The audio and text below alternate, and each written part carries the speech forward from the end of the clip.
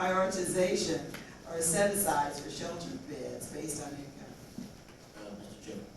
Yes. Okay. I wonder if we could continue this item a little bit and just go ahead on number 4 with people who would come here and be part of the presentation.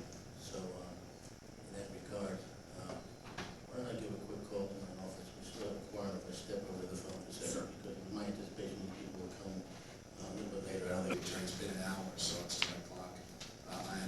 So I certainly look forward to asking a lot of questions of the author, which I imagine he's prepared to answer, and then we'll look forward to having questions, responses, etc. from the community. Can I just see of the people in the audience, how many individuals are here? Last November, the voters of San Francisco embraced a change in the way we deal with welfare payments to the homeless when they passed the Proposition N, N as in N.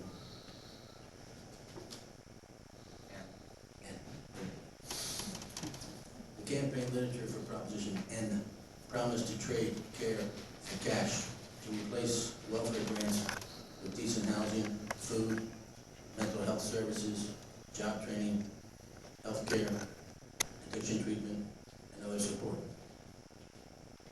1,000 new units of SRO housing for the homeless were promised to the voters under Proposition N in an editorial in the Chronicle written by the author of Proposition N, our colleague Supervisor Newsom. The initiative mandated that these changes be implemented by July 1st of this year. As the Prop N implementation deadline approached, without these 1,000 new units of housing, I met with the department and held a hearing to find out what plans were in place to fulfill Prop N's promises to the voters. We discovered that the promised new units of housing were no longer anticipated to be ready for July 1st. Instead of the 1,000 new units of housing, the department planned to use beds that already were a part of our emergency shelter system and were already being used by homeless welfare recipients prior to Prop N's passage. In other words, the same homeless people will get the same shelter beds, but now they'll have to pay for those beds by themselves. The department plans to reserve shelter beds for welfare recipients to ensure that the department will be able to make deductions from their assistance checks and payments. The department has repeatedly stated that there are plenty of shelter beds available for such purposes, and that these plans to reserve beds for CAP recipients will result in absolutely no displacement of other homeless people from our shelters. Unfortunately, the evidence that is mounting would seem to suggest otherwise. Over the last few weeks, shelter providers have been instructed to begin reserving their beds for CAP recipients and other shelter users beds on a daily lottery system. As a result, many shelter users are now finding it extremely difficult to utilize the shelter system. This is particularly true for those who work during the day and those who are disabled. Requiring shelter users to go through a daily lottery system to access the shelters seems likely to discourage the use of the shelters by many homeless people who no longer reliably can count on a bed. Unfortunately, if emergency shelter beds are reserved for welfare recipients, this could force the truly desperate and destitute who get no welfare assistance onto the streets of our neighborhoods. Such a result would seem to be entirely counter to the arguments supporting what was Proposition N. In response to such concerns, my colleague Supervisor Newsom recently stated in a hearing that I had called for that Prop N is definitely not intended to displace homeless people in need of our emergency shelter system. He said that, and I quote, "The voters did not vote to displace, nor does displace non-welfare recipients, what was called, are my words inserted. I appreciated hearing that statement.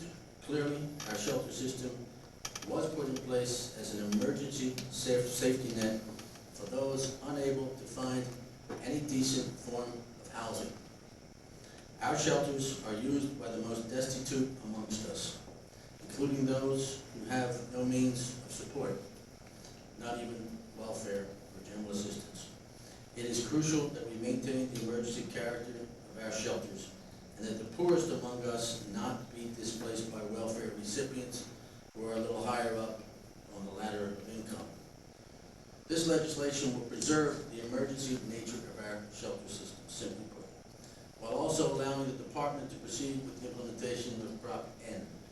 The legislation prohibits displacement of homeless, non-welfare recipients from our shelter system based on their lack of or source of income. It further prohibits prioritization or set-asides of sheltered beds for welfare recipients if, and only if, such prioritization results in displacement of non-welfare recipients. Recently, the department opposed this legislation before the local homeless coordinating board, a body made up of representatives of departments, service providers, and homeless representatives. In explaining their position, the department asserted that the legislation would impair their ability to implement Prop N. Emphasize the department asserted that the legislation would impair their ability to implement Prop N. Unfortunately, the department wasn't really able to explain how legislation prohibiting displacement would impair implementation plans that claim to result in no displacement. If that seems a bit tautological, it slightly is. While I understand and applaud the department's desire to proceed with implementation in the most expeditious and least cumbersome manner, I am quite confident that Prop N can be implemented without displacing homeless people from our shelters into the neighborhoods. That is all that this legislation requires, and I believe it provides a minimum standard, just a minimum standard on the department that they do no harm while implementing the reforms of Prop N. We must demand no less, for while the voters of San Francisco have embraced reform of our homeless welfare system, the solution they were promised was one of care and compassion. Therefore, it's up to us to ensure that care and compassion is what is delivered. I therefore ask my colleagues in this committee to forward this legislation after the public hearing to the full board for consideration. There are a lot of issues that people have raised, and I want to be sure that we take a moment or two to address them and then eventually hear from the public on this issue, and hope that maybe some of these issues are addressed by free preliminary remarks. One important issue here is to discuss the fact that Proposition N did not require prioritization of services. It's essentially a funding mechanism. A funding mechanism created to provide services for homeless welfare recipients. It mandates removal of cash once services are in place, but does not guarantee the provision of any specific services to any homeless person. I think it's important to consider that in light of what this legislation seeks to do. This legislation, again, seeks merely to make sure that there is no displacement. Anti-displacement legislation prevents displacement of homeless from shelters onto neighborhoods, onto the neighborhood streets, and just out onto the streets. This legislation prohibits displacement from shelters to accommodate CAP recipients. It does nothing more than that. The prohibition on prioritization or set-aside of shelter beds for CAP recipients would only kick in if it results in a homeless person from being able to access emergency shelter system, the emergency shelter system. This is a basic safety net provision necessary to ensure preservation of the emergency shelter system. DHS, and I'll ask Mr. Hoare to come up in a minute, has stated that Prop N does not require any services actually being delivered. And I'll ask Mr. Hoare to come up and comment on that in a minute. Although Prop N proponents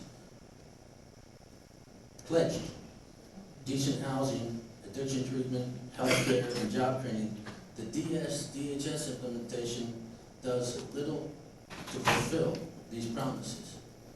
DHS has responded to criticism of this failure by arguing that Prop N does not guarantee any specific services will be provided by July 1st, 2001.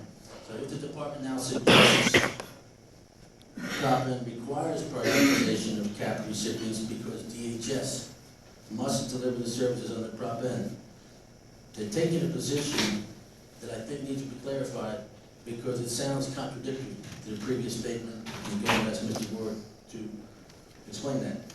Because it sounds like what you're really saying is that you want to be free to make your own decisions, but without any kind of policy guidance from the Board of Supervisors. And as you well know, recent decision by the judge actually is such that if that stands the way it currently is, this Board of Supervisors is certainly the policy-making board to guide DHS. Another important fact, DHS implementation relies entirely, mainly on the emergency shelter system. The only services DHS planned to deliver by the July 1st deadline were shelter beds, which are already available to the homeless prior to Prop N's passage. Thus, in effect, DHS plans call for giving the homeless no new care, but still taking away their cash. And I appreciate the response to that assertion. Finally, of course, Care Not Cash is the will of the voters, and I am committed to implementing the will of the voters by reenacting the core provisions of Prop N, which was struck down by Judge Kiddushay. These reforms replace cash with care. This care is for homeless welfare recipients. There is a consensus to support this form of welfare reform, and we should embrace, indeed, the wisdom of the voters. But it requires we support delivery of compassionate and comparing services as promised in the Prop N campaign. Care, not cash. Emphasized care. The Board of Supervisors should also recognize that the voters were not just voting against cash, but for the care portion of Proposition N. All of the information offered by Prop N proponents promised to replace welfare checks with housing, food, addiction for the homeless. These are services that would really make a difference in getting homeless people off the streets of our neighborhoods and turn them into contributing members of our society. I believe that the San Francisco voters are, above all, and with a capital C, compassionate. Even though they're fed up with the homeless on the streets, they don't want to punish the homeless. They want to help the homeless in a compassionate and caring way. That is why they supported care, not cash. Because it promised services that would actually help homeless people. When homeless people claim that they are being hurt, we have to listen. When those we claim we're helping claim they're being hurt, we have to listen to those we claim to want to help. It's up to us, the supervisors, to ensure the voters get what they wanted, and that mandates, first and foremost, care. There's a lot more we could say, but I would like to hear from the Department of Human Services on this issue. I believe some of us have joined us, and I know this will be a challenging hearing, and there are different viewpoints, but at this committee, we have always regarded people well, treated people with respect, and people welcome. That's my intent at this point as well. Supervisor Mason. Thank you very much. I want to thank Supervisor McGoldbrick for this legislation. I absolutely do stand by the words that were uttered at the previous committee hearing on the implementation of cash, and that is the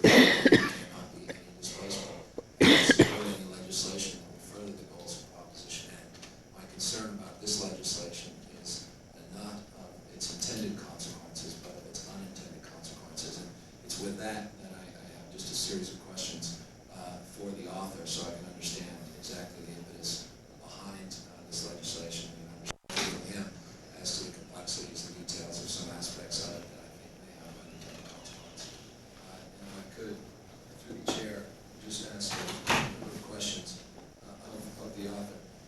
As you know, Supervisor McGoldbrick, we have something in San Francisco called presumptive eligibility, which presumes people to be eligible, and people are given that emergency services. Used to be we provided 7 days of emergency cash for people as we went through the eligibility background to determine whether or not someone is eligible.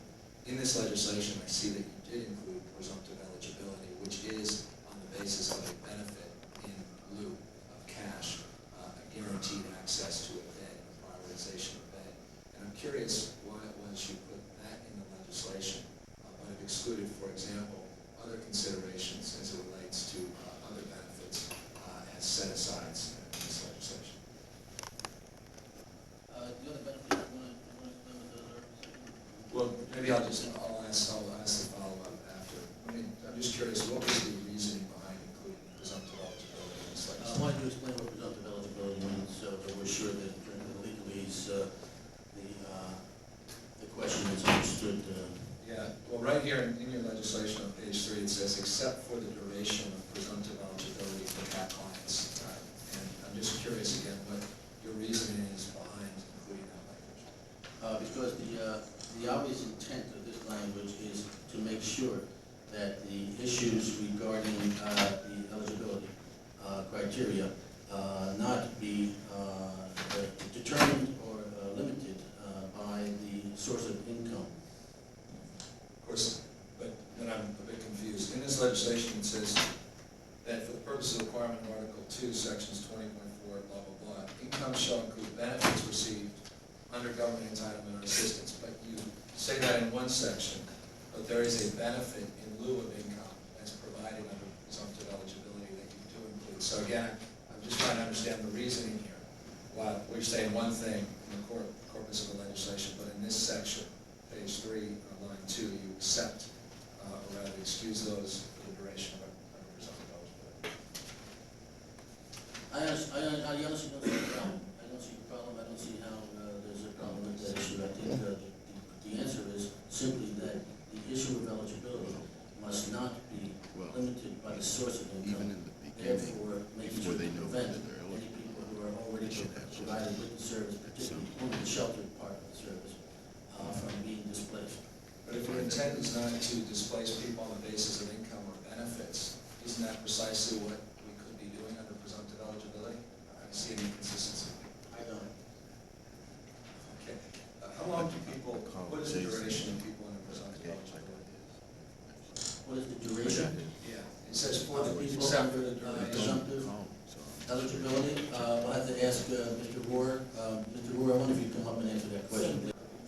From our office is a little bit more familiar, but it goes back to the 1985 decision of the San Francisco Superior Court concerning individuals who had applied for CAP benefits but had not yet received approval, disapproval of their application. For that category, for that population, the judge ordered the city to provide certain services, one of which was shelter. So the pending ordinance provides that population to get a shelter bed, but once their application is actually approved, there is no set aside. You know, that's helpful. Yeah, that's good. Speak. Yeah, that's right. That's right. That's Sorry. right. If I could, I think Mr. Rohr wanted through to the chair, come up with that question too. if I could, Supervisor, through the chair, once again, just want to make the case, in that case, the city has the ability to determine how to fulfill that settlement. That could be done by providing in-kind services, or as we previously have interpreted that settlement, we could provide emergency cash, which would be consistent with the rules set forth under the County Home Assistance Program, as it previously was formed under general assistance. Is that correct? That's right. So, Supervisor, I guess my point is... Well, let me, before the superior's on. So the issue here is that the authority to decide how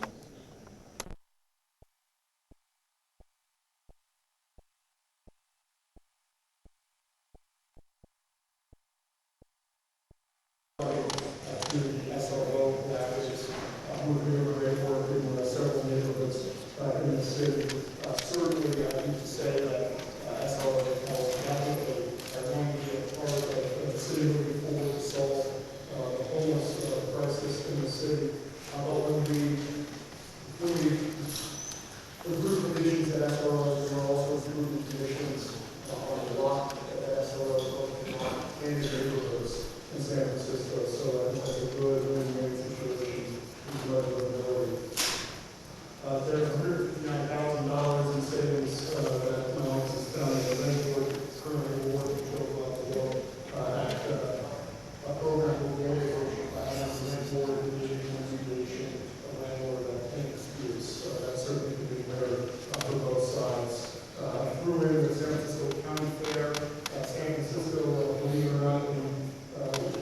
do have the office of the county fair, we have no actual county fair. And I put that in there. Certainly we need to come up with ideas about how, the mayor's office this morning about how we can see back in terms of revenues, whether it's a hotel tax or payroll tax or sales tax. We look at developing San Francisco, we need to look at diversity within our economy. I think it comes there, other counties have, and that's more agricultural, but I think the county fair is a good opportunity to show the best in San Francisco County, and put that on display, and certainly the history of fairs in the city. And I think it would be an interesting idea within economic development activities in the city. Several supervisors, Supervisor McGoldbrick, come to mind, work building earlier this year to stop some layoffs of environmental control officers, a new system of fees being collected, and environmental control officers being more proactive. Hopefully, this will help our neighborhood corridors be cleaner, and prevent environmental welfare, back on audit issues about the nonsense, leadership, and all that, do all many of the treatment of animals, so hopefully we'll have a new animal welfare in San Francisco. Looking at the policy side of electricity, jotting down ideas on long-term solutions that help cities with that fiscal crisis and issues that the residents over next year is also going to be difficult. So we need to plan this for our years. And when I was thinking about ideas, I think that how we have already come up with great ones that are pretty passive in the process. Supervisor Almiano's taking leadership on introducing rain reserve charter, and certainly I think the resolution before that 3 or 4 years ago to help us with the current crisis. But hopefully, hindsight's 2020, but a little bit foresight for the next time the audit down comes around. Business tax reforms, Supervisor Mom has taken the lead, really the business leaders, from labor and other stakeholders, to try and build some consensus to see if we can get a workable business tax solution back to the ballot passed by the voters. I think that we need to continue thinking about that, and let's make Supervisor Mom with leadership on that. Supervisor McGoldbrick had this idea to ask for employee suggestions to help out the budget crisis, and a whole stack, a whole pile of suggestions came in and compiled by lots of legislators, and there's several really good ideas in that. Thank you, Supervisor McGoldbrick, for that idea. That's perhaps something that we can continue in an ongoing manner through the years. Supervisor Heston and Duffy have been organizing officially some DBI money to invest in a long-term city plan.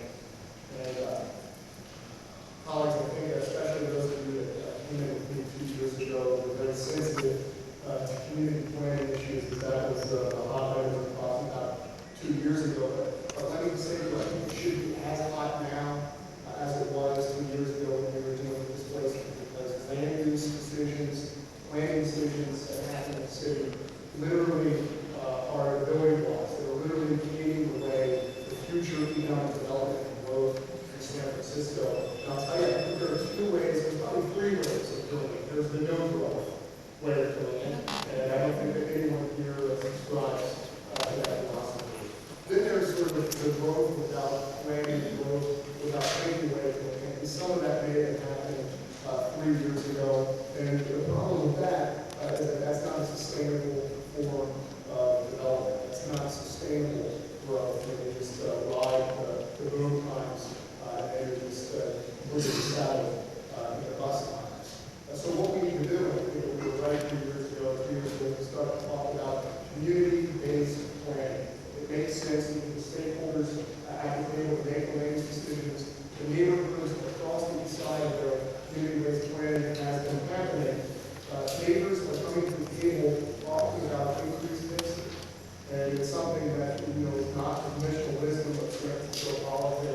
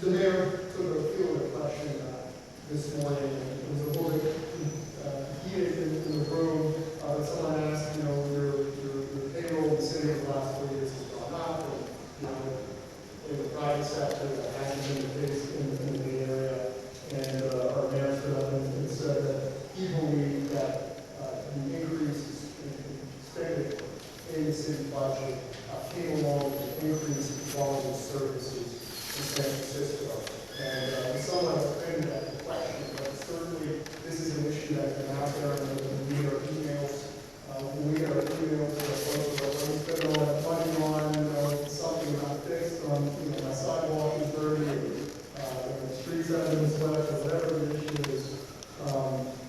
If we can benchmark performance, if we can implement real performance measures, if we reward results in innovation for our partners, and create transparency, and uphold the requirements of the charter to include having a customer service plan, and tonight is a resolution on that as a charter amendment, then we can prove to the residents of the city that government is $8 million, that the public authority is going to pay for the whole Department of Human Services.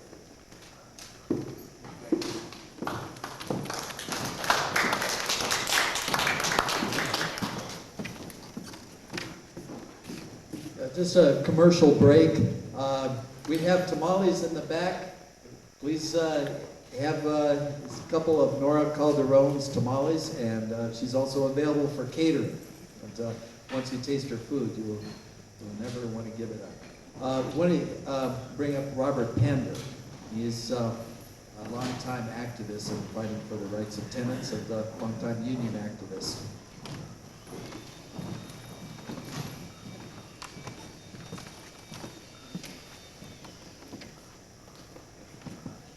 All right. My name is Robert Pender. I'm an old dinosaur. I've been a union man. Well, I'll be 79 years old next month. I've been a union man ever since I was in my 20s, at the end of World War II. But right now, I'm a tenant activist, and I have been for the last 20 years. I wrote this speech out to give to the Board of Supervisors, and I did it. And I gave the same speech to the rent board, the San Francisco rent board. And with the kind permission of my fellow brothers, I'm going to read this speech to you. Good afternoon, fellow workers. My name is Robert Pender. I am a vice president of the Park Merced Residents Organization. PRO was organized on March the 4th, 1974, as a 501c3 tenants organization. I was a member of the board of directors and one of the original tenants 29 years ago. There are almost 3,500 apartments in Park Merced, which is located in the southwest corner of San Francisco. Park Merced is the largest private housing project west of the Mississippi River. I have had 3 landlords since I moved into the same 2-bedroom garden apartment many, many years ago. Carmel Properties Olympic View Realty Company became my new landlord on July of 1999. Last month, February 2003, I was handed up my front door at 6:30 at night, 6:30 p.m., a 3-day eviction notice. Fortunately, my experience and some good advice from my tenant friends told me exactly what to do. I am the 3rd male member of the PRO Board of Directors to receive a 3-day eviction notice from my current landlord, Olympic View Realty Company. We, the tenants of Park Merced, need your help. We have fought back all of the many, many different past suits started by our current landlord, Olympic View Realty, filed since January of 2000. As a vice president of PRO and one of its original members, we will continue our struggle, but we need your help. God willing, I'm going to read the same speech at the rent board tonight, March the 18th at 6 p.m. And God willing, I hope to read the same speech at the Tenants Convention Saturday, March the 29th, which will be held at 455 Golden Gate Avenue at the State Building at 11 a.m. PRO, the Park Merced Residents Organization, is one of the sponsors of the citywide Tenants Convention. Please help us. Yours truly, Robert Pender, Vice President, Park Merced Residents Organization. And I've got a tenant signs with me. I'll be handing them out. I've been handing them out, well, for the last couple of weeks. So about this tenants convention, it's a citywide thing. We're trying to get as many tenants as possible to come there and make your gripes. I mean, tell your troubles that you're having with your landlord, because we're gonna try to get something constructive going at the Board of Supervisors. We have the year of some of the progressive members of the Board of Supervisors. I won't go into that, but this is a very important citywide tenants convention. We don't have them very often. We have them once every couple of years. And we've got to get as many tenants there to offer their ideas, their constructive advice, and to get it off your chest. So please, I have the newspaper with me. I'll be handing it out to everybody here. And please come and please spread the word about the tenants convention, which is going to be held next Saturday, March the 29th at the State Building. It's right on the front page of my Tenant Times newspaper. Thank you very much.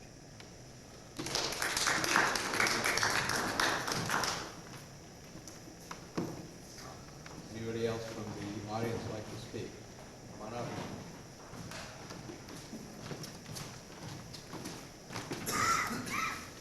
Thank you. My name is Don Beckner. I'm a laid-off United Airlines mechanic. I have no insurance. And I'm also chair of a group called Healthcare for All in San Francisco. I want to talk about the healthcare component here for a second in the living wage campaign. I'm an activist in that field. And there is a Senate bill, 921, which would bring healthcare to everybody in California. It's real simple.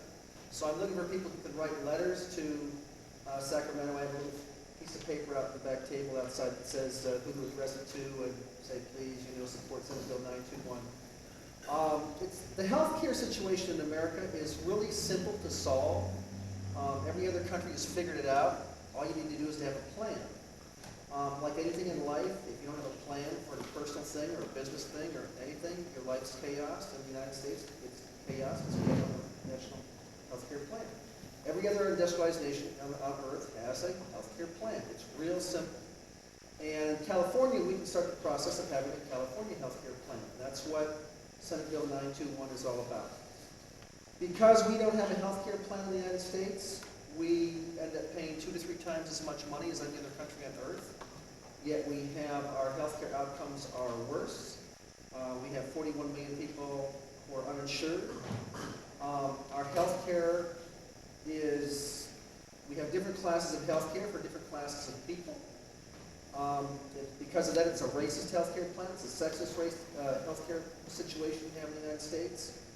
And it's really simple to solve. And the state of California did a study last year which clearly showed if we removed all the insurance industries of America, health insurance industries, out of the healthcare loop, because they just suck money out and they try to insure only the healthy and they try to avoid the sick, because that means they got to lose money on those people. If we remove those out and instead of consolidating our finances into a state plan, we can insure everybody in the state with better services than they now have, including long-term care and prescription drugs, and save $7 billion a year in California. That's more money for businesses and for residents. So I'm asking you to come out back and grab a little, action alert sheet of how you can write a letter, or you can come to our next meeting. Thanks.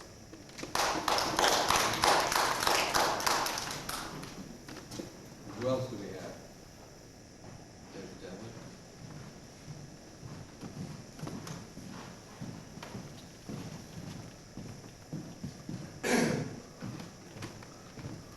Hello, my name is Dan.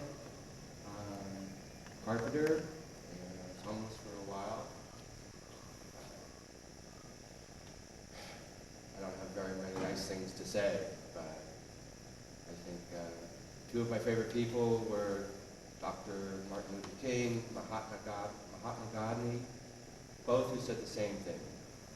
Poverty is the worst form of violence, leading me to believe the last couple of decades we've been in the middle of World War III, where the opponents are the haves and the have-nots all over the world. And I see this playing out today with the events of the world. And I see people in meetings like this doing noble things, like wanting a living wage. I don't know if we're going to get it. I think we're up against a faction that is greedy, corrupt, rich, and drunk, and wants it all for themselves. I think the numbers at this point now are 1% of the world controls 95% of the wealth, or something like that, and they don't want to give it up.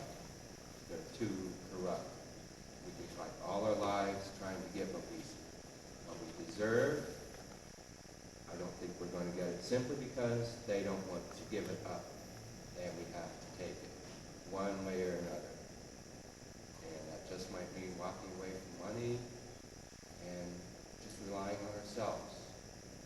I think that's what it's going to come down to. If we have faith in each other, we can get by. We have one weapon that is far too strong and devastating that they fear like crazy. They want nothing to do with the weapon that we have, and that weapon is love. We just have to use it. Thank you.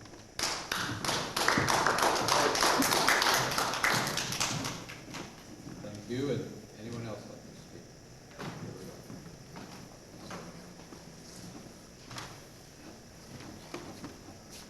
My name is Bob Dameron, retired from San Francisco Postal Service, 36 years a veteran of the APWU, Postal Workers Union, my closely. I just want to mention something that just a lot of people, it's obvious to a lot of people, but I want to reinforce it, that what we're having here, with this, is a massive redistribution of wealth. That's what Iraq's all about and everything. It's not about just oil now. It's about, like Phil mentioned, like 1% or whatever controlling over 90% of the wealth of the world. And I've used my financial calculator to figure out some of the things. Like, for example, they want to give Turkey $30 billion so we could land and take off and destroy more people in Iraq. How criminal can you be there? But because we're talking about civilians and children to a large extent. But I divided that $30 billion by one figure. I heard that there might be 20,000 teachers in California laid off. You divide 20,000 into 30 billion, that's $1.5 million per teacher. And yet they still won't lay off teachers. They figure possibly, probably an estimate, minimum $200 billion for the war against Iraq. Not counting North Korea, not counting Iran, not counting Colombia, you name it. I've heard there's maybe 60 countries on that list. Could be more. But if you take that $200 billion and divide it by the 41 million uninsured people in America, that comes out to close to $5,000 per. Now, if you take the upper figure, I've heard it's possibly close to $2 trillion. Well, you can do the math yourself. I mean, 41 million uninsured. Into that, close to 2 billion, or close to the, $2 trillion. That would come out to about $50,000 per person. So the money's there. It's just, as I mentioned, massive redistribution of wealth. And this is what we're up against. The last thing I want to mention is I heard this last night. I don't know if it's true now. It was a socialist bookstore on Cesar Chavez. And somebody that mentioned that this spring, I guess it's federal law, but they want to get rid of the 40-hour work week. It's been like an official thing for unions now. So that's just one more example of what we're up against.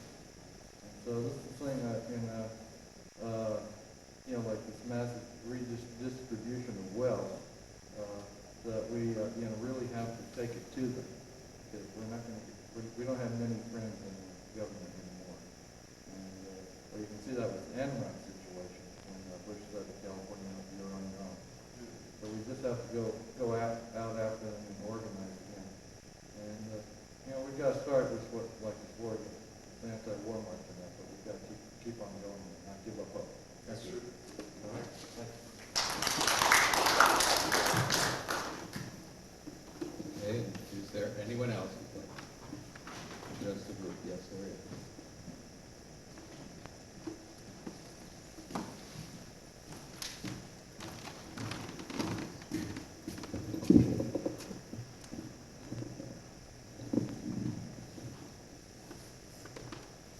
My name is Dan Williams, and I've been living in San Francisco for the past 25 years. I work as a security guard, and as many of you may know, that's up till now has been a very well underpaid profession. However, there's some movement with the CEIU union to improve the wages and the benefits. I just want to make a few points about the living wage struggle. I'm new to it, and I'm interested in joining it on a long-term basis. And it occurs to me me that when you talk about a living wage, there needs to be some clarification of the definition of a living wage versus the various governments, whether it's the state or the federal government definition of a minimum wage or their policy of a minimum wage, which to me I think it should be abolished. There should be no discussion of that.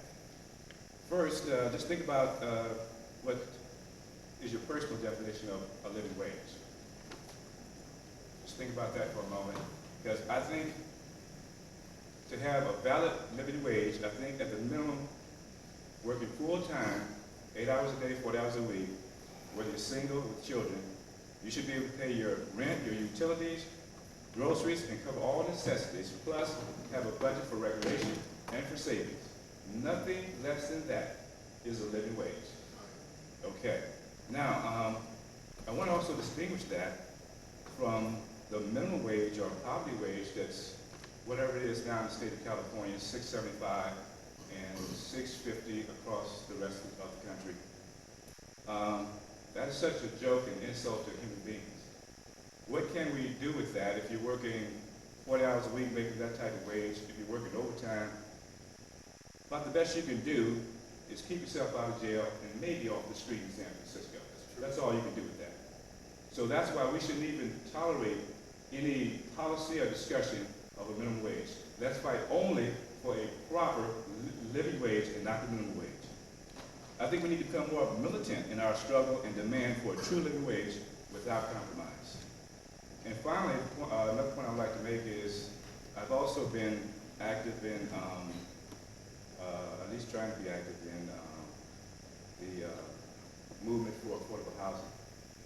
And it occurred to me that there's a strong correlation between the living wage coalition or the struggle for living wage and the struggle for affordable housing. So I think those of us in either struggle should consider the possibility of combining the two coalitions, the two movements, because there's strength in numbers, and there is a very strong correlation to that. So with that, I conclude my remarks. Thank you.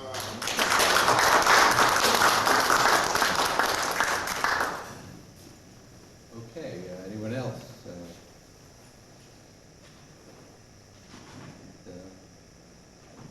See not, so, Carl, do you want to? Larry. Well, I want to thank you, even before I get to the mic. But I really appreciate everybody turning out, and I would like for you to be able to tell your friends about this thing. We all have tools. We all bring something to the table. My friend here brought out some mathematical things that I've been thinking about for a long time. I just couldn't put them in a frame.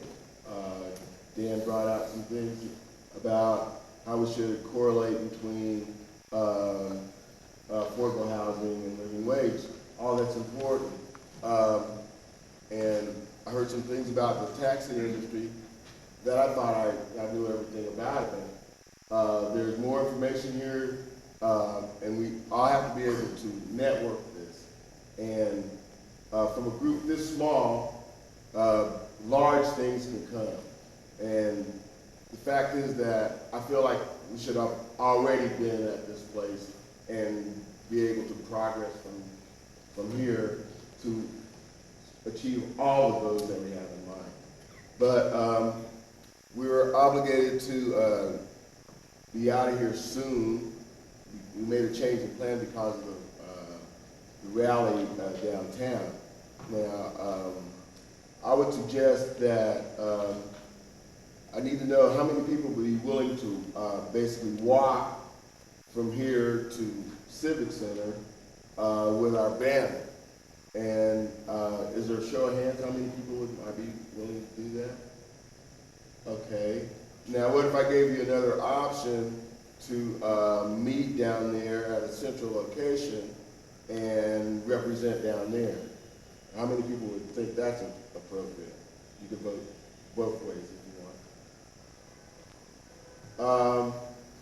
I'm going to do this again. I'm not convinced that everyone knows what I'm saying. The choices are to leave here and to arrive at the demonstration. The two methods are marching or walking, and the other method is to bark. Now, how many people would prefer to bark? And how many people would rather walk? Okay, very good. The other thing is, everyone should have the paperwork that we left on the table. There's some good information there. I hope everyone signed in. Is everyone signed in? So there's a method for us to get a hold of you. And you should stay tuned because you want to bring in as many people as possible. And I think that we have to realize that many people who said they were going to come had their priorities changed Wednesday night when the war started. So I'm willing to make that concession. So without any further ado, we will start breaking down a few things. And hello. Go ahead. Can I make just a comment, please? I want to thank the SEIU, because I'm an old local 400 member. Right. The SEIU for helping me put this on. Because without the union backing, and I'm an old dinosaur, That's true. without the union backing, local 535, local 400, 790. without the union, it's 790 now. Right. Without the union help, Right. we wouldn't be able to do it. That's true.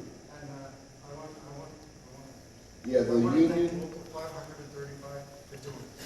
Yeah, the union was a very instrumental part in the Living Wage Coalition and helped bring about the minimum compensation ordinance. We don't want to seem as if we're not giving them total respect. But I'd like to thank you all for coming, and we'll be mobilizing in a moment so that we can leave. Thank you. He was also opposed to the Visiting Forces Agreement. And now, because of the signing of the Mutual Logistics Support Agreement, is now again in the forefront of opposing this. Seems like that the direction that it's all taking us is, it is making it legally possible for the United States to bring its troops in and out of the Philippines and intervene in every which way it can. And it's not to go after Abu Sayyaf, it's really to go after the rebels, whether it's the Moro Islamic Liberation Front or the New People's Army. And in a way, no different from the manner by which the United States came into the Philippines to snatch independence from the Filipino people at the turn of the 20th century. So, I think this is a mouthful. I think it's also a very overwhelming task. But I think I'm confident that this peace campaign will take off. I think also that because we see how the Arroyo and Bush are pushing the war on terror, then we also see how we can help the cause of peace here in our own neighborhood. And with that, I would like us to help a campaign amongst the American people to demonstrate that we are opposed to the war, this impending war on Iraq. Well, Bush keeps on claiming that that he has the mandate of the American people. Not true. And the way we can manifest this is to show them with the millions of votes cast that we stand against the war. So, just two things. Support the appeal to delist CSON and the NPA from the European Union's list of terrorists, so we can. And then two, vote no war. I think we better just call it. Hi, Dorn. Sorry, late. Yeah, Carl Kramer, San Francisco Living Wage Coalition and Committees of Correspondence for Democracy and Socialism. I'm Doug, Freedom Road Socialist Organization.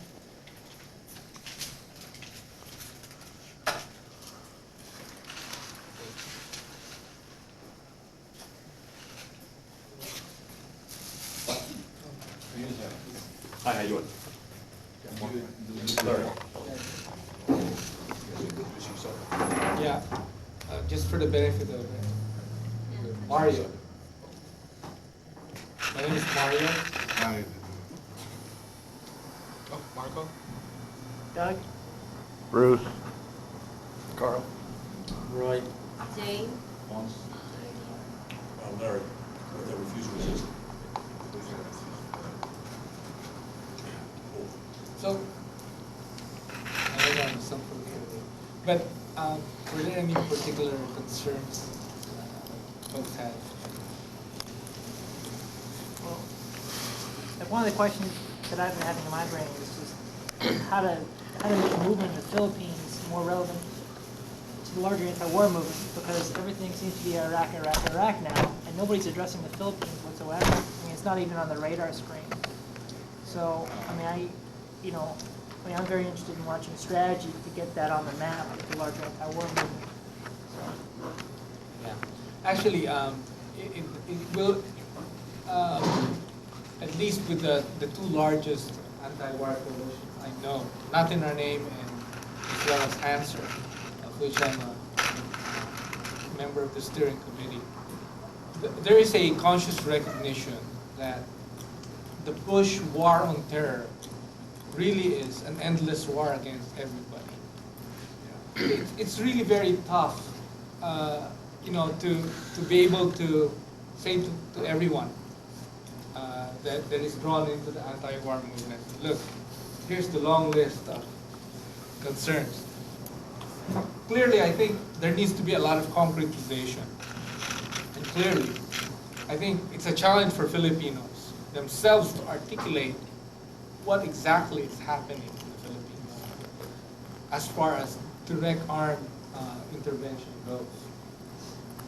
In that way, because the U.S. war on terror, I should qualify it, it's the U.S. imperialist war on terror, it's not the American people's war.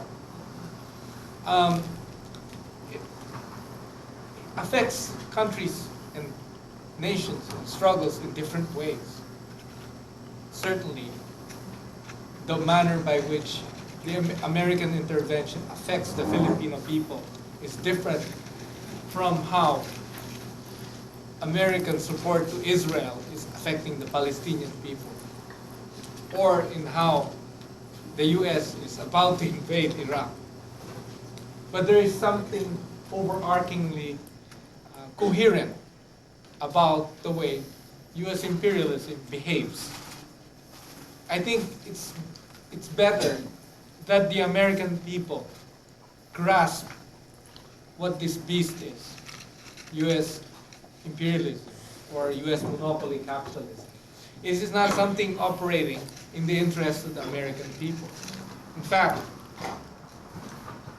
the many popular slogans capture the essence. No blood for oil is a good attempt at capturing the essence of what's at stake. But of course, we need to delve deeper. For example, in the Philippines, it is the second front of the U.S. war on terror. And it has to be said, like it's said of the Colombian people's struggle, it is directed at the people's national liberation movements. That's the reason why the United States is moving in a big way.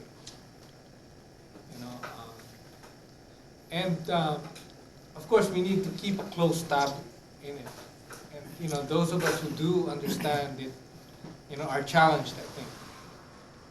But I think just like the peace movement really has to take off, we need to also painstakingly explain exactly what's at stake. Some people probably haven't even heard about the Philippines, and so we need to do some basic education. But that's what that's. Also, but at the same time, there's a need to intensify the struggle against the attempt to, push the American people to go to war. Because it's not only the war, actually, it's our civil liberties that's under attack. The technology they are going to implement is really very intrusive. Even your pattern of using your credit card will be monitored. Now, this is foolishness already. At the same time, this is really, it's really, that Big Brother picture, in the book by Orwell of 1984, with big screen watching everybody. That's what we have now. And we have to put a stop to that. Because that nullifies our civil rights, our political rights. Yeah, the language is very interesting. I kind of puzzle over this way that war against terrorism is used. Terrorism is not an ideology; it's a tactic, right? But it's now been elevated to an ideology. It was that before there was communism and then anti-communism. And anti-communism was an ideology that unified all the fascists. You got all the the Nazis and the racists together under this umbrella of anti-communism. After the dissolution of the socialist bloc, it's like the imperialists have been looking for something to unite an ideology around. So now a scapegoat? You have what? A scapegoat? No, more than a scapegoat. It's in order to fashion an ideology of the terrorism is now the enemy ideology. Terrorism is people that hate us being those in the United States. They hate us. Well, why do they hate us? Because we have freedom. Okay, so what is the anti-terrorism ideology? Well, anti-terrorism ideology is you terrorize the populations of Iraq, Philippines, Colombia, and you remove civil liberties and civil rights in the United States. You have a secret list of people that you're going to put in detention camps. You have surveillance of all aspects of people's lives. So this is anti-terrorism. It's the new fascist ideology. And, yeah. Or double think, as Orwell said. Yeah. Exactly. Yeah. What's very interesting, actually, if we look at exactly, at face value, if we agree on a definition of terrorism, then, and if we agree that there are different types of terrorists, there could be individual terrorists, and there could also be state terrorism, organized terrorism. And I think that in terms of magnitude and scale, state terrorism must be the greater evil, because it is capable of inflicting terror on millions. And I think if you look at again at face value, who has the weapons of mass destruction? I think hands down, this government possesses an incredible reservoir of being able to inflict evil on the rest of humanity. I don't care what kind of nuclear weapon of mass destruction, whether it's nuclear, chemical, biological. Everything. The United States government possesses quantities and qualities beyond anyone's imaginable reach. I mean, we talk, and this is how hypocritical the powers that be are. They talk about weapons of mass destruction in the Middle East. They point the finger on Iraq, that they have bled for the last 12 years. And yet, when it comes to the Israel flaunting that it has nuclear weapons, which probably it has been able to come out with by stealing them from here, they're quiet. They're quiet. And how does that figure that Iraq is the greater enemy? You know, and in terms of weapons of mass destruction and nuclear weapons, just specifically nuclear weapons, the United States has something in the range of 15,000. The Russia and China are in the hundreds, and in Great Britain. I kind of puzzle over this way that war against terrorism is used. Terrorism is not an ideology. It's a tactic, right? But it's now been elevated to an ideology. You know, it was that before there was communism and then anti-communism.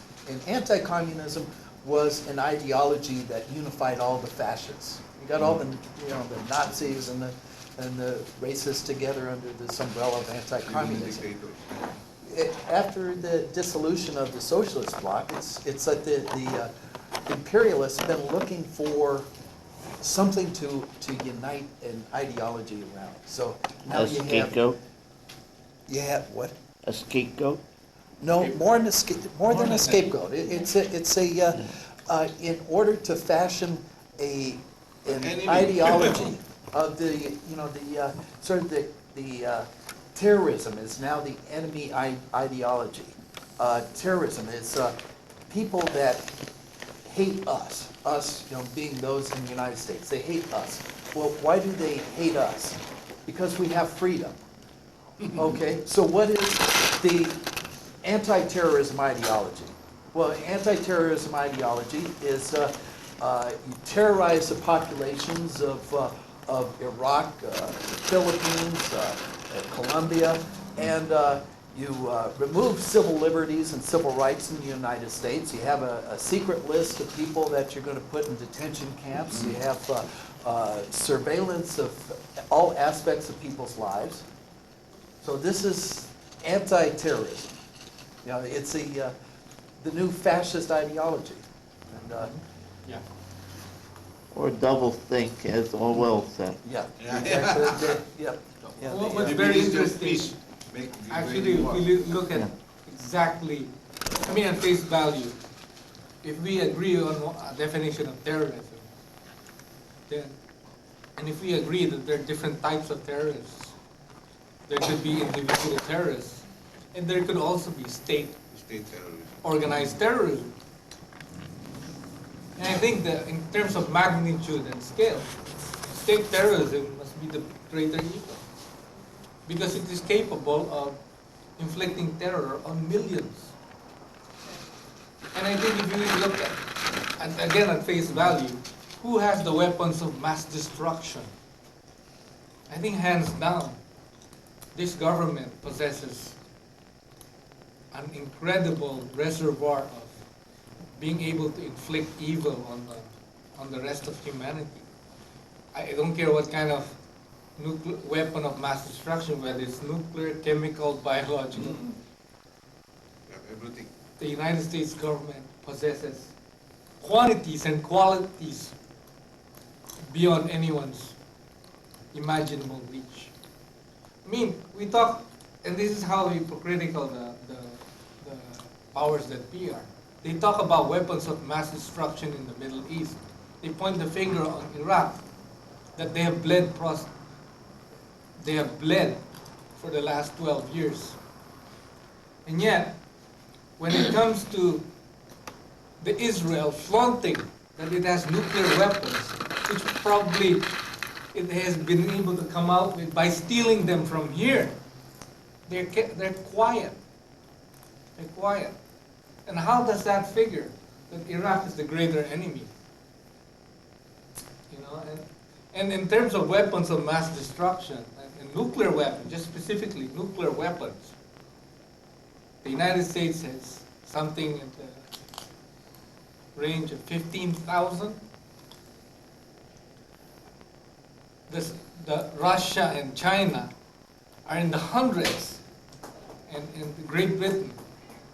You know, how in the scheme of things does that compare? I mean, anyone who has any sense of mathematics can see who's going to be terrorizing whom. And I think it's safe to say the United States government, U.S. imperialism, is the one terrorizing the people of the world.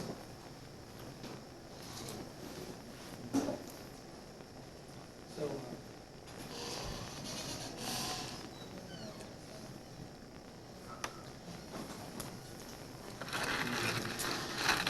anyway, I wanted to make a pitch that, you know, more and more we need to intensify, I think, the opposition to the war in Iraq. Whether it breaks out before, during, or after, we need to make it known. We need to amplify the resistance that's already been built up. You know, the coming together of 100,000 people here in San Francisco is incredible. But I think the stakes have gone up, and we need to be able to mobilize even more. So I think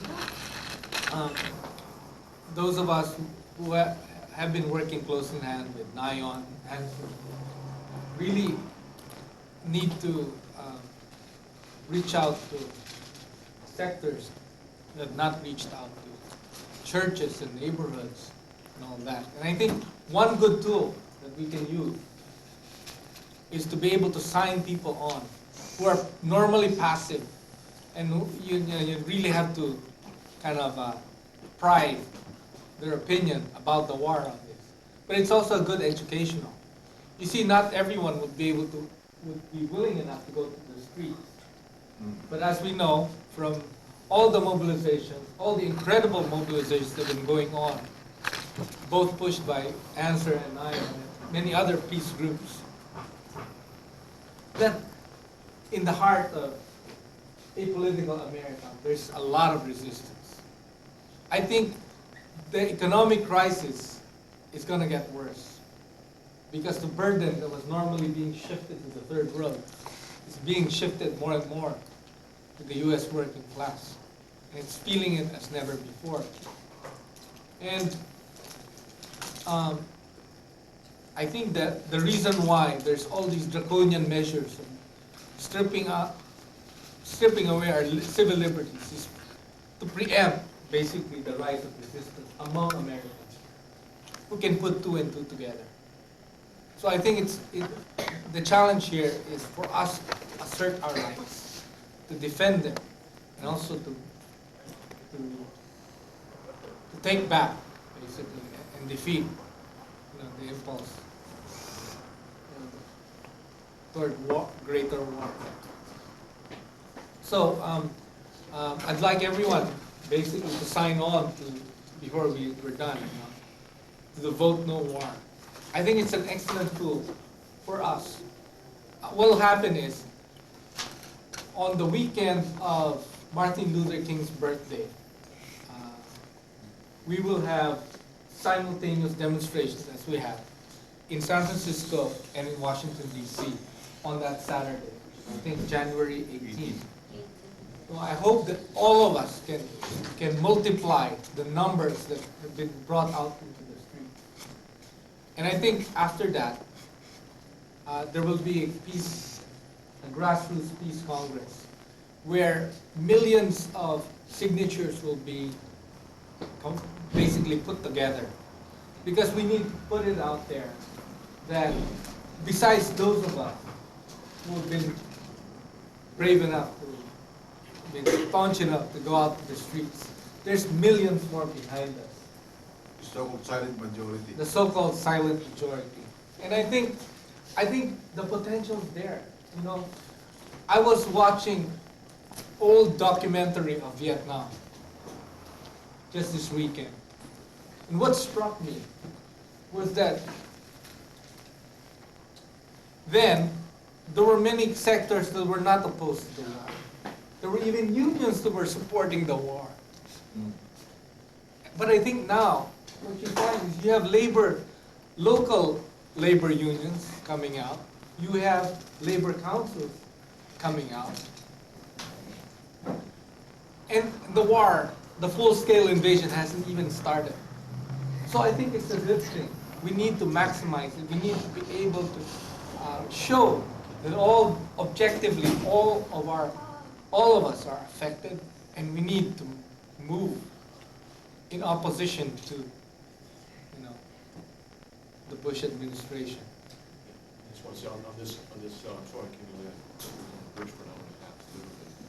But anyway, I think that, I mean, that one point about, obviously there's some other people here that may be, veterans of those times, but, it was a lot more dissension amongst, people, in the beginnings of the Vietnam War era. I mean, people were here, who were there. I can definitely testify to that. I mean, you went to demonstrations like 10 people there or something. At the very beginnings, I mean, it was like, you have a situation where the country is a lot more divided in a good sense, I think, right now. They're clearly, these, as you're saying, these draconian methods that they're putting in this thing, they just passed it today, the new Office of Homeland Security, this new information, this division of the Poindexter, Nixon's aide, what's it called,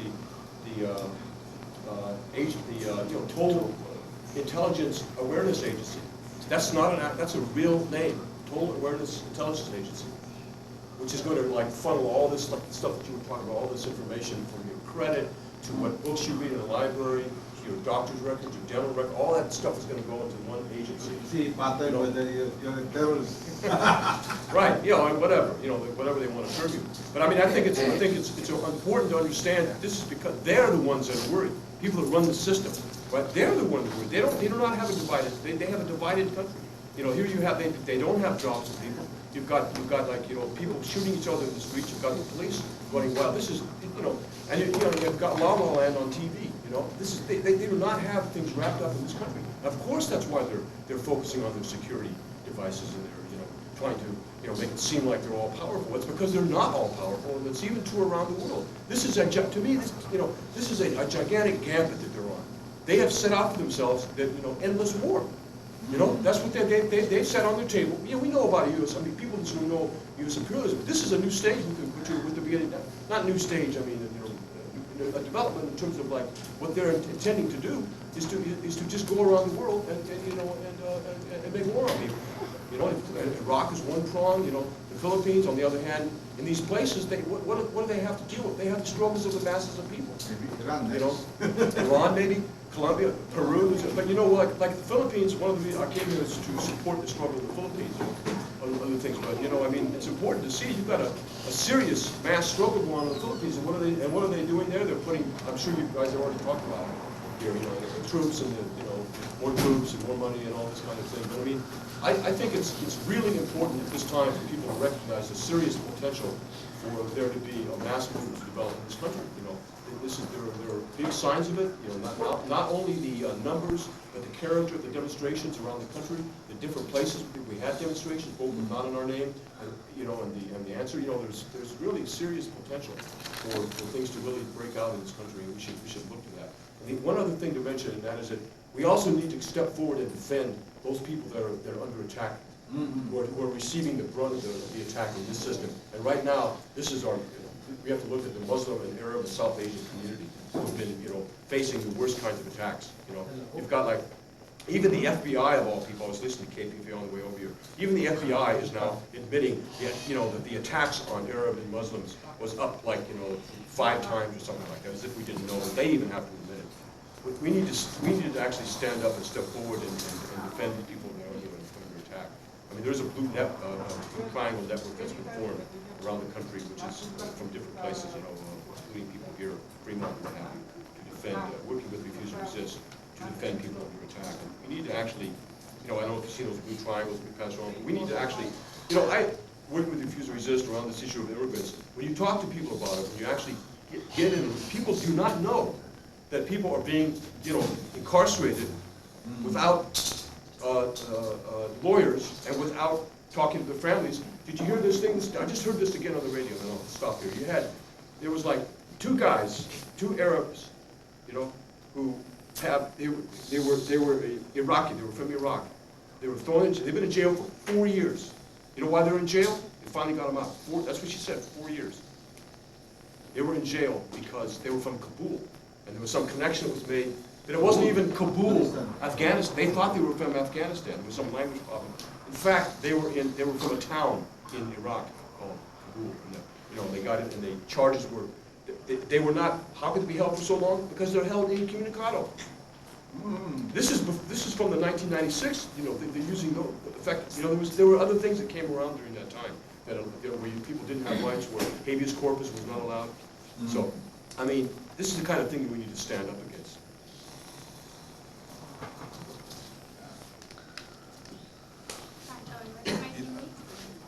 Hi everybody, my name is Tawny Nye, and I came here just to remind people and let people know who haven't heard about it yet, some of the anti-racist, anti-war initiatives that Answer's undertaken. And, you know, some members of the association are involved with the Answer Coalition and are aware of these, but I just wanted to let you know that there's resources available and what's going on. On January 18th, the day that commemorates the legacy of Dr. Martin Luther King Jr., we're organizing national demonstrations against war and racism here at home. You know, recalling that when Dr. King was assassinated, he was organizing a poor people's movement, a march on Washington. He had come out against the Vietnam War, and he was saying these resources should be used here at home. And he was playing critical roles in labor struggles, and he was really, you know, bringing diverse currents of the movements for progress together. So we want to honor Dr. King that weekend by continuing to organize to make his dream a reality. And so the demonstrations are in Washington, D.C., and there'll be joint demonstrations in San Francisco. Of course, if people can go to Washington, D.C., go.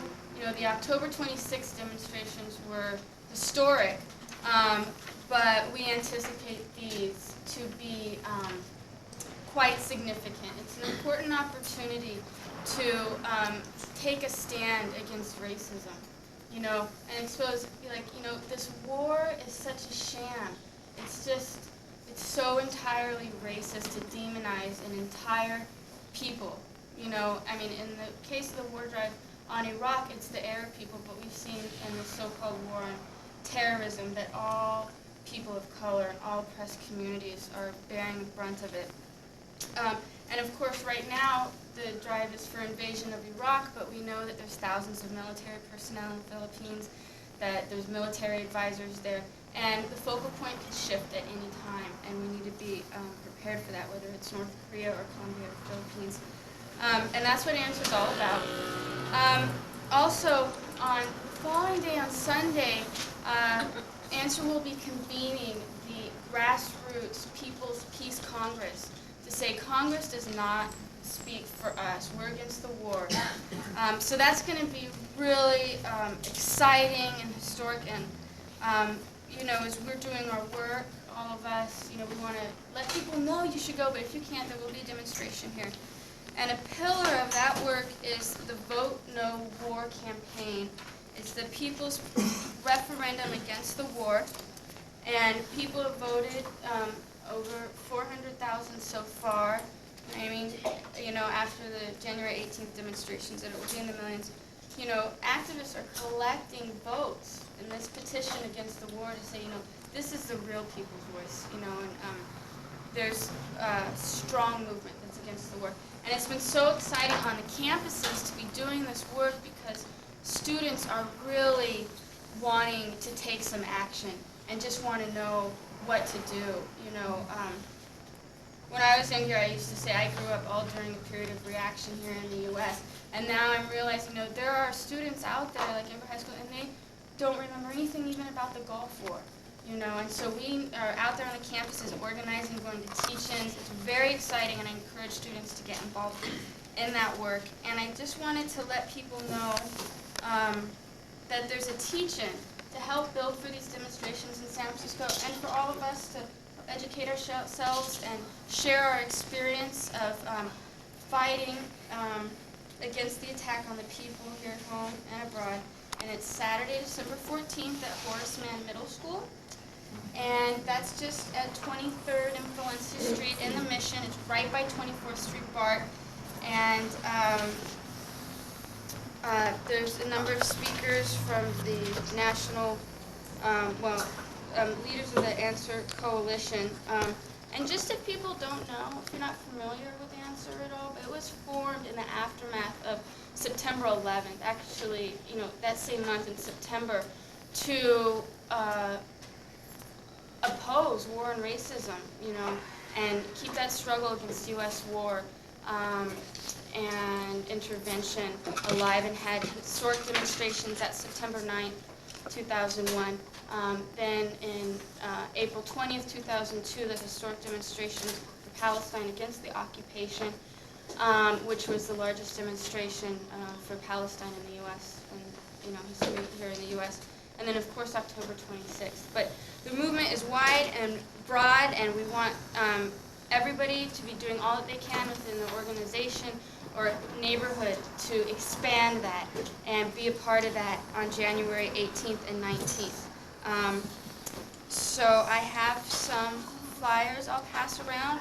Maybe I'll leave some extras here if you'd like to take some and give it to your neighbors, because that's the work everybody's doing.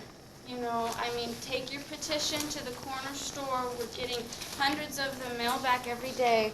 Take it everywhere you go. If you're interested, you can contact Answer. The information's on the flyer. And, once again, this is to honor Dr. Martin Luther King Jr. and that movement. So we want to reach out and have as many communities involved in this as possible, as many different faith communities as possible. Also, it's going to be a very special event. Also, just in case this war breaks out before then, we'd like everyone to know that the plan is to meet at 5th and at Powell Market at 5 p.m. on the day of the invasion. And I think that it's very important that we have that word out, because we want to be able to immediately react if a full-scale invasion breaks out. So, and if it were to occur on Saturday, on the early hours or night time, then it would be the following day that protests will be taking place. You said at 5 p.m.? Yeah. The day of.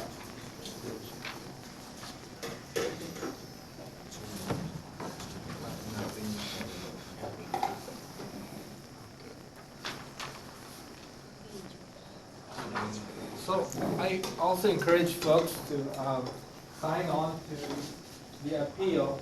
And basically, what's been going on in the Philippines is that the Mutual Logistics Support Agreement has been signed by minor officials, Philippine military and the U.S. military.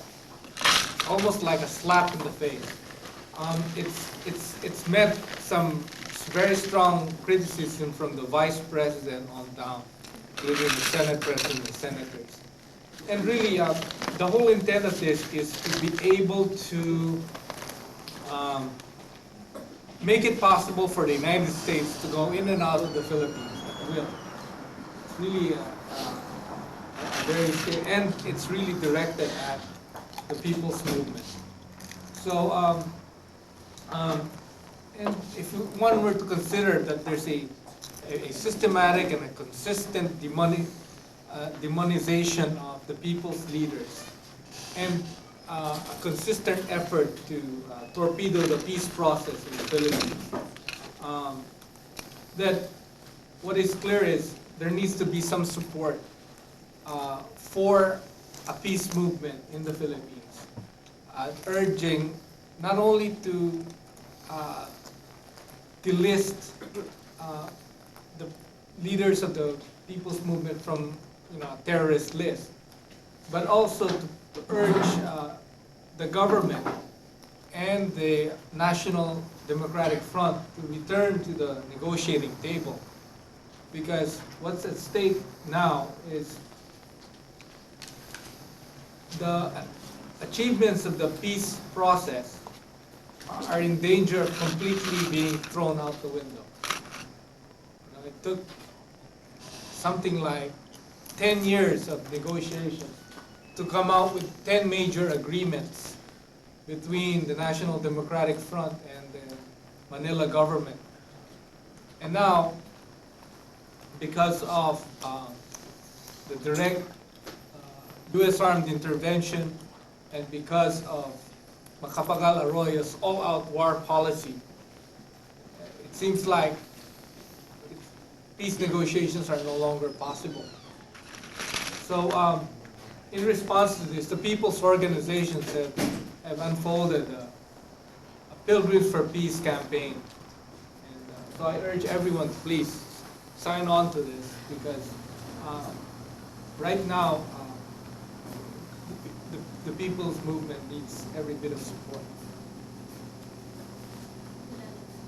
Yeah, well, you know, yung mga bago na lang. Hi. Can introduce yourself? Oh, I'm a reporter from Police of America.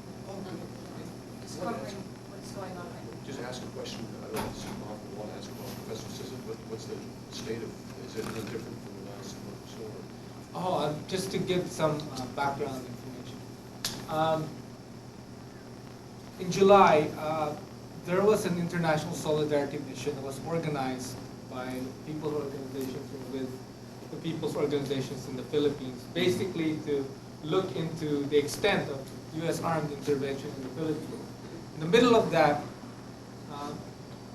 and there were some American activists who were part of it. In the middle of that, a U.S. GI shoots a Mora civilian. And the whole incident was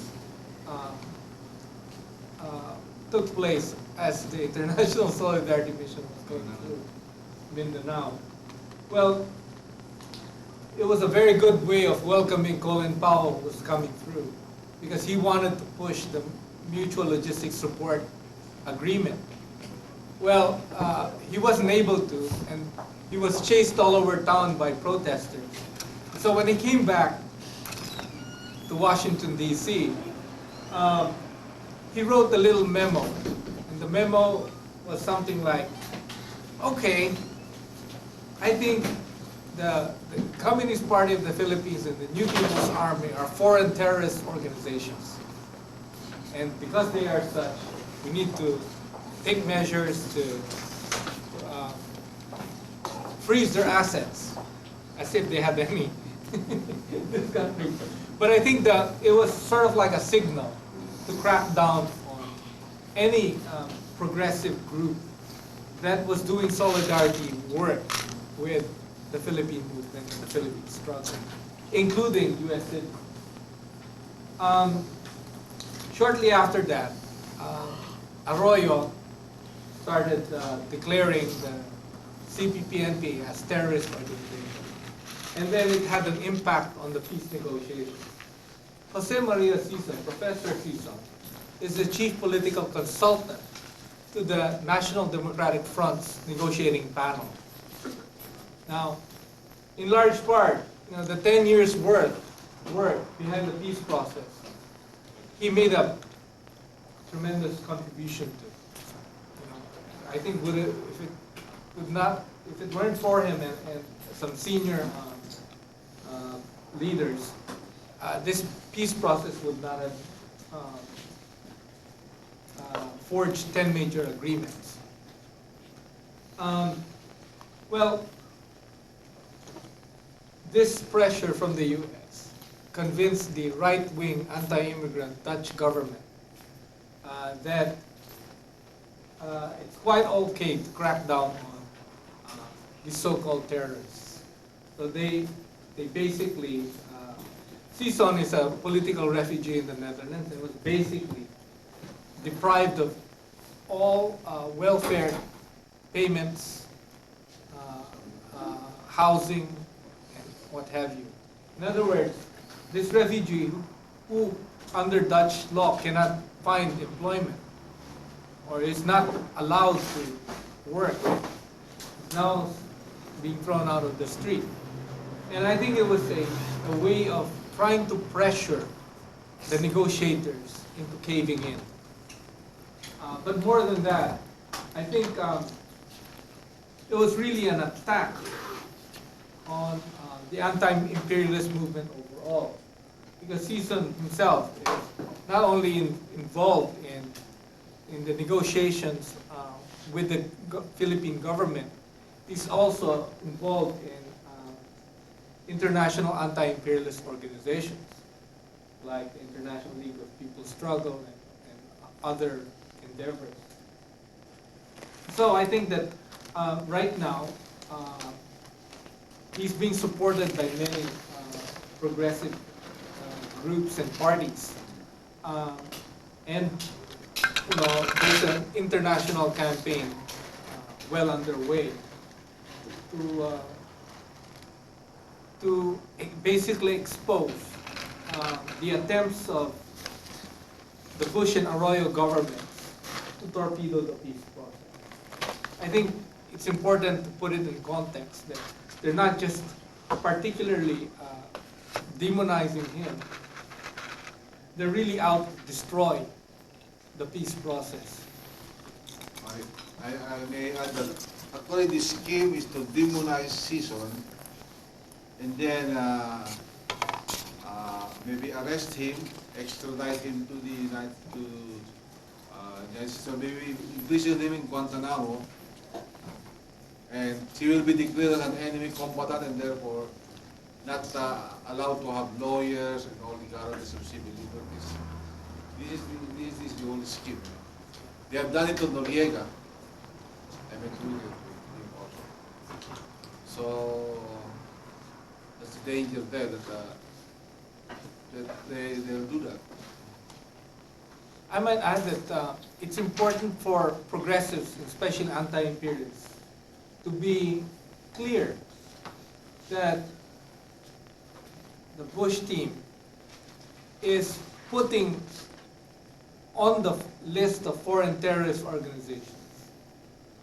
Majority of those in this list are not terrorists.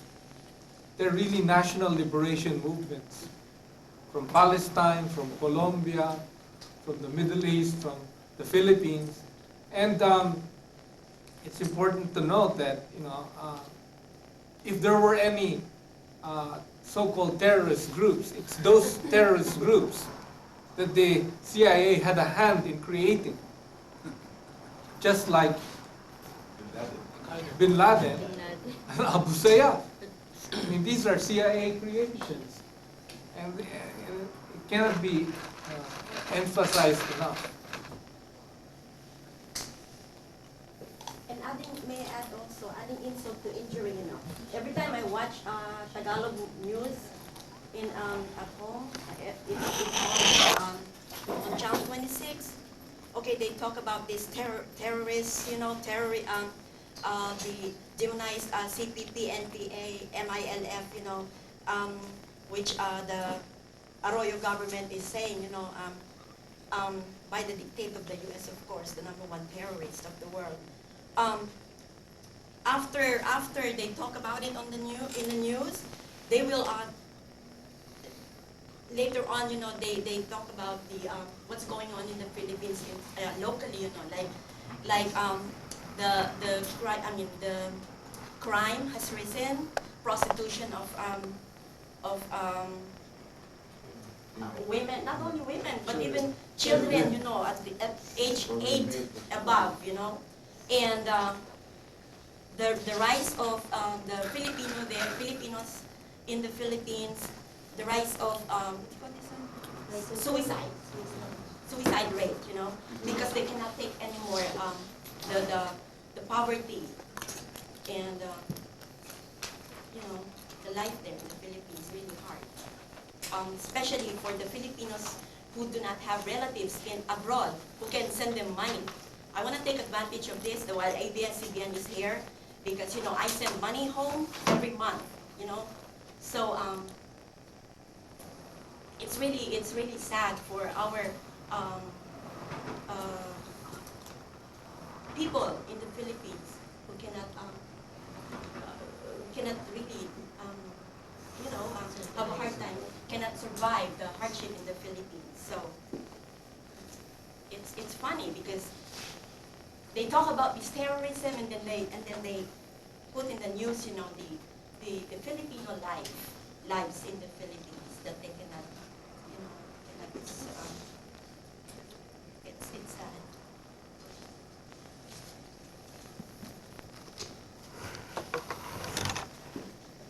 I want to say something about what had just been signed, the Mutual Logistics Support Agreement. Now, it's this term, mutual logistics support, is really has to be explained. 12 years ago, it was very clear that the people's movement was made a difference in having the bases removed. It was this massive pressure that convinced the senators to vote down the military base, a renewal of the military bases agreement with the United States.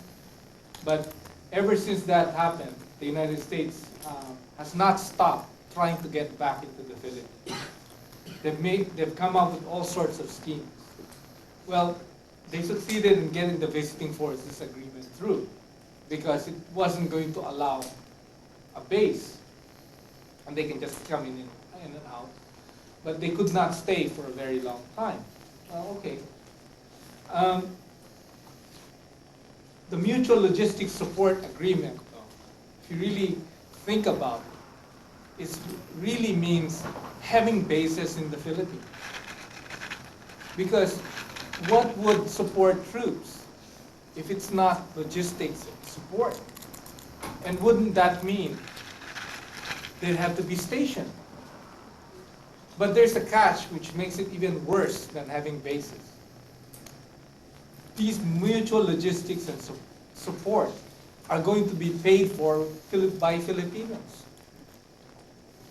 And this is how cynical these U.S. imperialists are. They want to be able to fry us in our own oil. And for what end? For Filipinos to kill fellow Filipinos? Especially those who are trying to put an end to foreign domination, to landlessness, and to corrupt government in the Philippines. That's why it's so, it angers nationalists to no end that this is happening.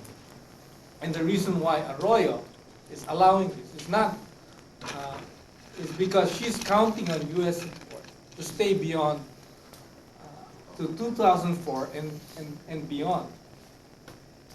And in the meantime, the people will have to endure even more suffering and humiliation with a more intensive U.S. domination.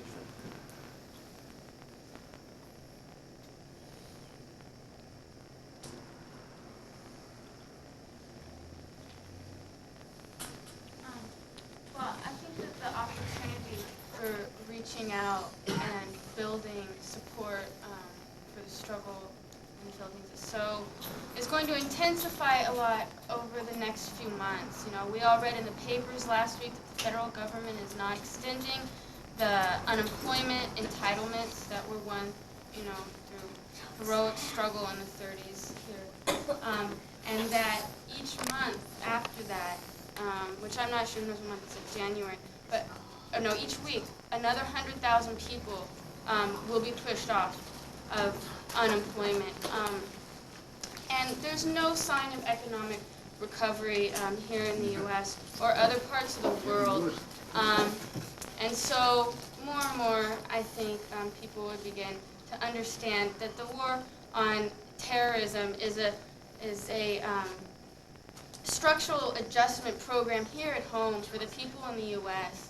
And maybe more people will get an inkling of understanding, you know, what the poor of the Philippines have been suffering through and how heroic really just surviving day to day and their struggle has been. And in other countries, you know, struggling to resist U.S. domination economically, culturally. So I think we really have a lot of work to do. You know, it's a lot of trouble and suffering, of course, but always an opportunity to reach out and build some opposition, you know, for a better future.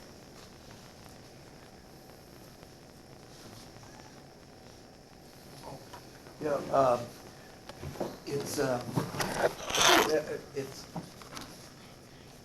kind of like to hear. You know, the problem of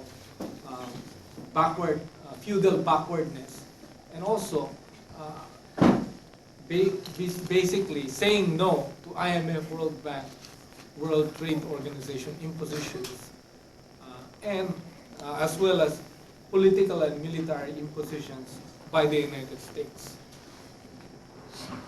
over the Philippines. And I think that's a tall order, but I think the people's organizations that have now waged at least 2 people power exercises are confident that we can continue to gather force and be able to overturn this inequity at some point in the future. And of course, because of the growing people's movement, then we find that the local ruling classes and also the U.S. imperialists are increasingly resorting to repressive solutions. And this direct U.S. armed intervention is an admission on their part that they have to use force because the people are waking up.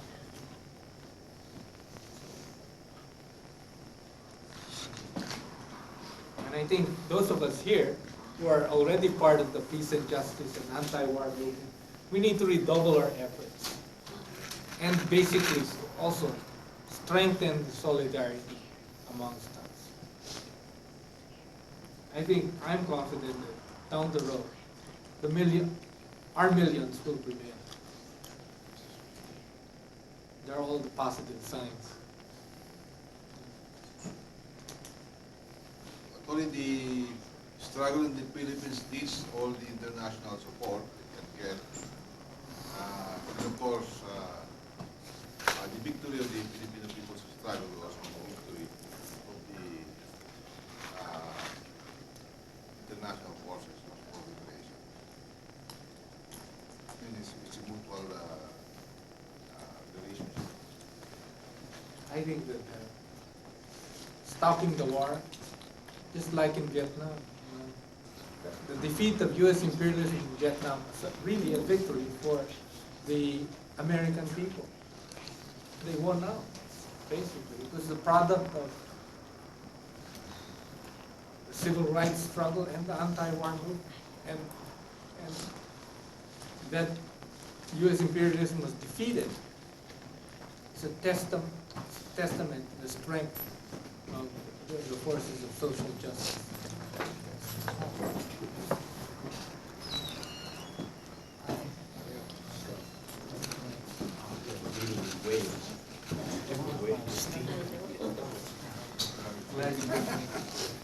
We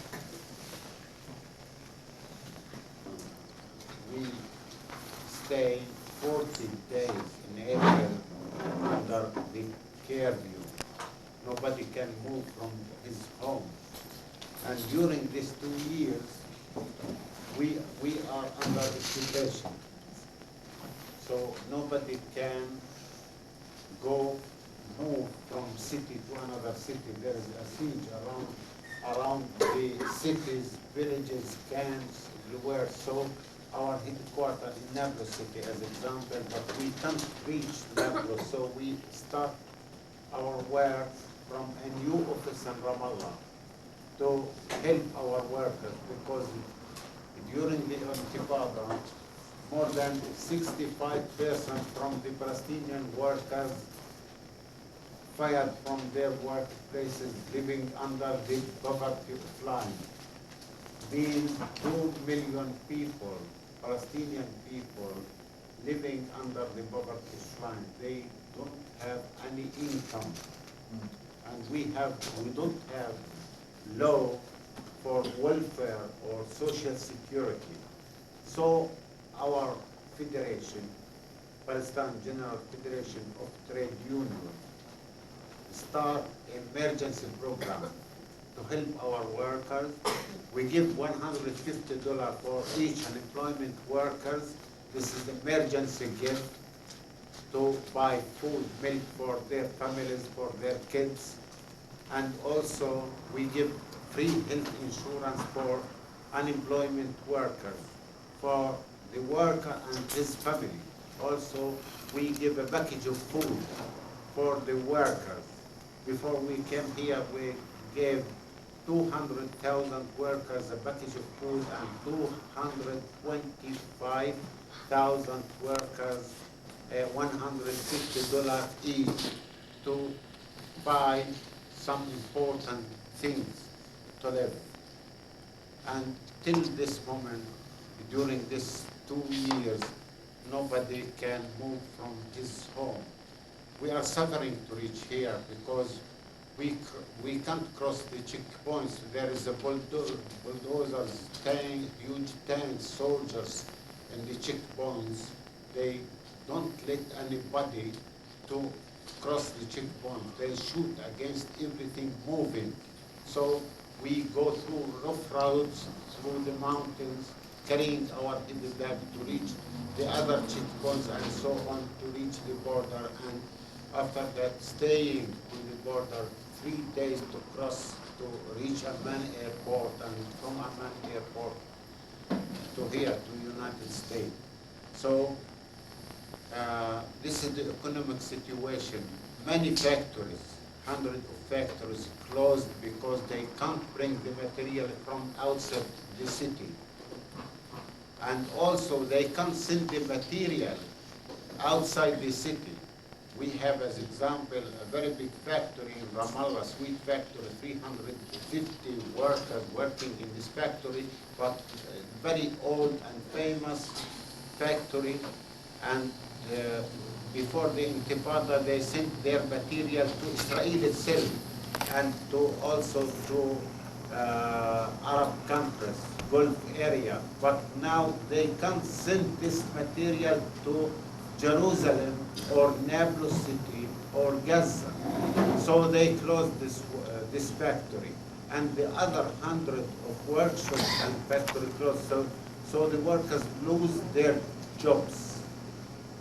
So 65% are living under the poverty line. And so the Palestinians, they don't have choice. They must continue their intifada, their struggle against the last military occupation in the world in Palestine.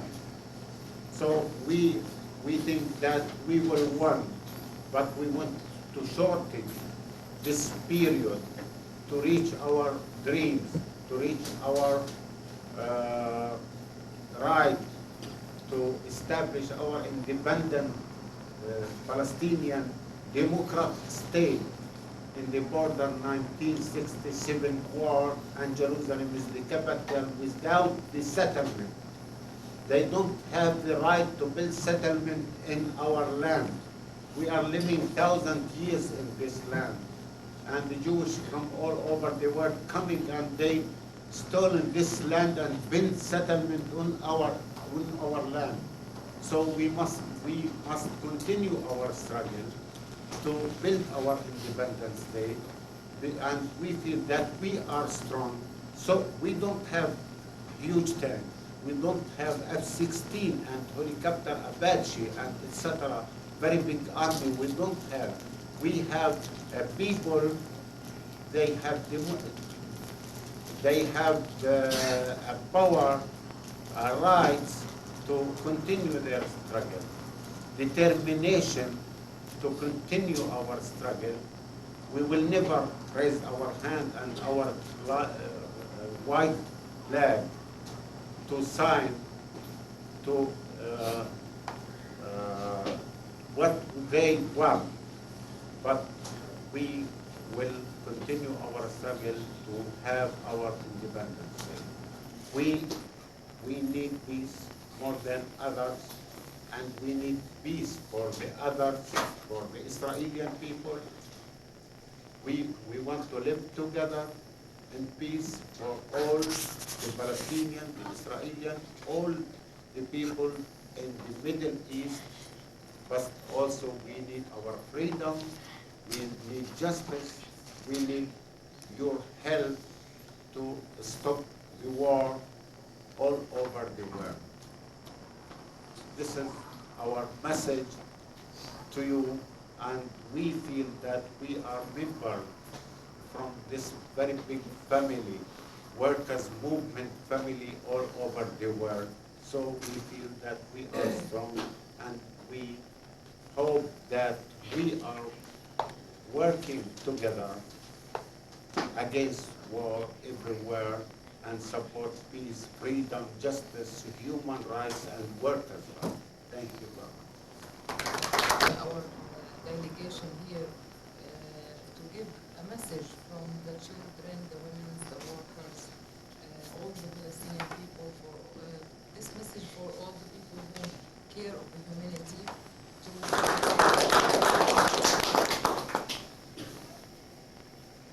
We thank you for this opportunity to come here.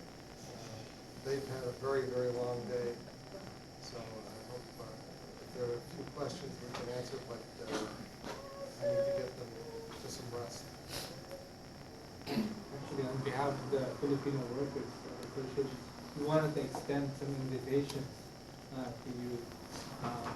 We ourselves have been involved in international solidarity work for the last 18 years. The May 1st movement in the Philippines has been building international solidarity against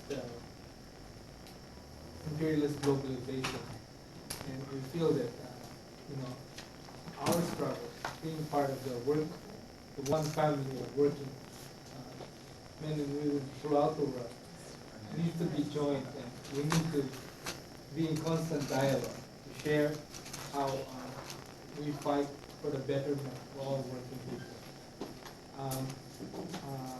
Please accept these invitations, and hopefully we'll be in touch and find ways so we can come and visit us in the Philippines. I'm sure that we would be, our sisters and brothers in the Philippines will be more than happy to help ensure that we can join us there. We too. Thank you. They will be speaking tomorrow night at SEIU Local 250 in Oakland, and you're welcome to come. We also will have a video and make a longer presentation. Thank you. Thank you.